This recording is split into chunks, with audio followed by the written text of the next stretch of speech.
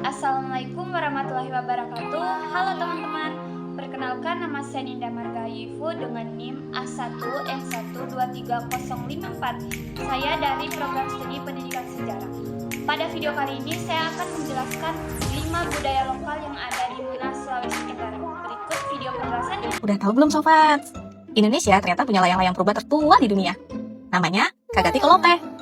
Dan awalnya bukan buat mainan, tapi buat ritual menyembah matahari ribuan tahun lalu di Muna, Sulawesi Tenggara.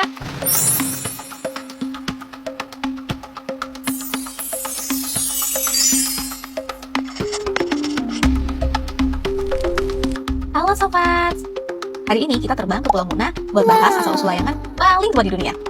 Jadi ceritanya, sekitar 40 tahun lalu, ada pasangan suami istri bernama Lapasinda dan Tuan Bose yang tinggal di Gosugi Patani, Desa Liang Awori, Pulau Muna. Mereka hidup kelaparan karena kekurangan bahan makanan. Suatu malam, Lapasinda bermimpi, katanya bakal ada tumbuhan yang tumbuh dari tanah, tapi dengan syarat tragis. Ia harus menyembelih satu anaknya. Diam-diam, Lapasinda beneran melakukannya. Ia membagi tubuh anaknya menjadi 4 bagian. Dan dari pengorbanan itu, muncullah tumbuhan bernama kelope, atau ubi hutan.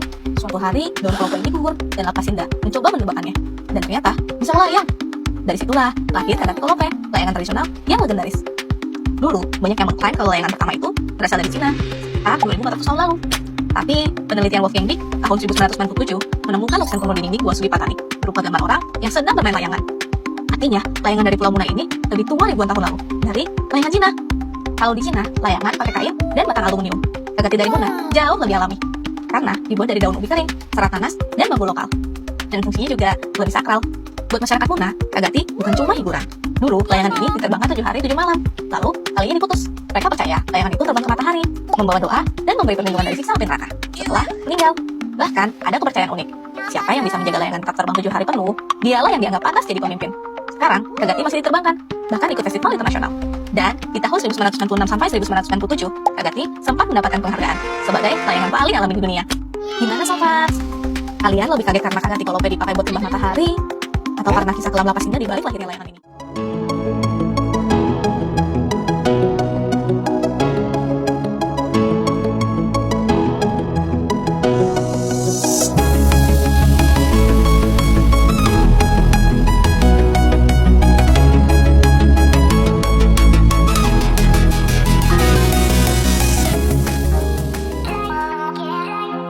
Kasambu merupakan ungkapan syukur atas kehamilan yang diberikan oleh Tuhan dan doa agar proses persalinan berjalan lancar serta bayi yang dilahirkan sehat dan sempurna.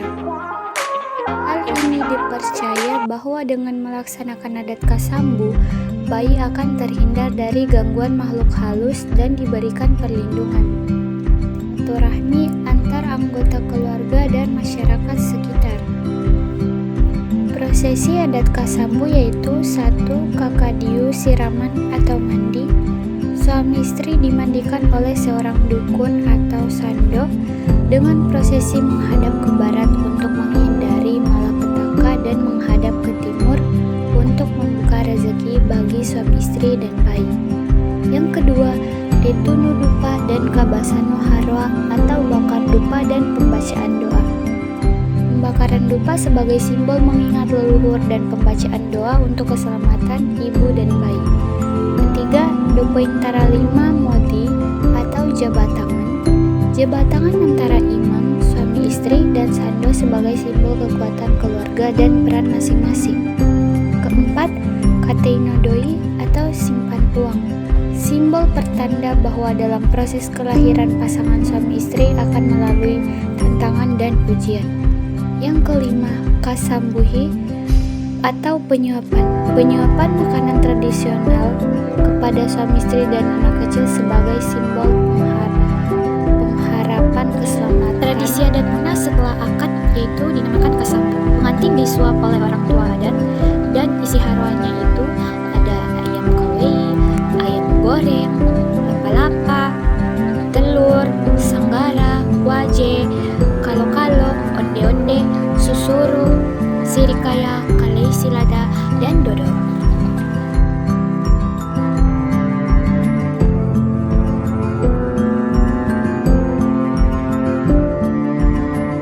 Kasopi adalah permainan tradisional yang berasal dari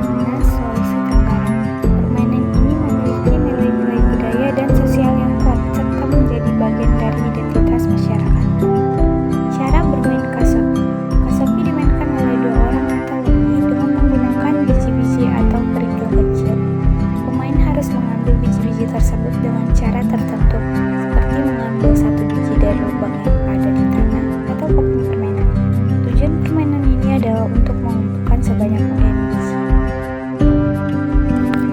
Kasopi merupakan bagian dari warisan budaya Muna yang perlu dilestarikan.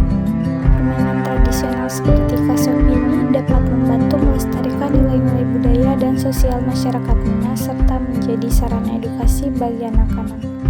Dengan melestarikan kasopi, kita dapat membantu melestarikan identitas budaya Muna dan mempromosikan nilai-nilai positif seperti kerjasama, ketangkasan, dan strategi. Itu ubi yang dibusukkan atau dalam bahasa Munanya kabuto. Ini merupakan makanan rumahan orang Muna atau suku Muna. Biasanya kita makan dengan kapindanya. Biasanya kapindanya itu pakai asam, tapi kali ini pakai belimbing atau dalam bahasa Munanya daru. Tidak ketinggalan ada kata dah. Mari dofuma, bismillahirrahmanirrahim. Kabuto ini tuh terbuat dari ubi kayu, direndam, terus dibiarkan semalaman sampai berubah warna menjadi coklat dan ada sedikit kehitam-hitaman. Terus setelah itu dicuci, terus dipotong-potong kecil-kecil kayak gini, dicincang. Ada juga yang dipotong seperti ukuran ubi goreng. Kalau yang ukurannya seperti ubi goreng biasanya teksturnya lebih kenyal. Rasanya itu gurih karena ada parutan kelapanya.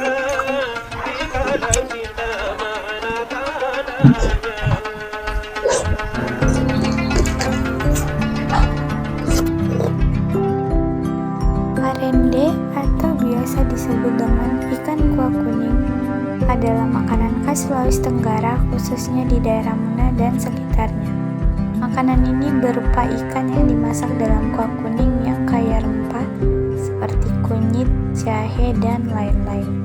Parende memiliki rasa yang lezat dan aroma yang khas serta sering disajikan pada acara-acara khusus dan menjadi salah satu kuliner favorit masyarakat setempat. Parendeng biasanya disajikan dengan nasi putih atau ketupat dan memiliki tekstur kuah yang kental dan kaya rasa.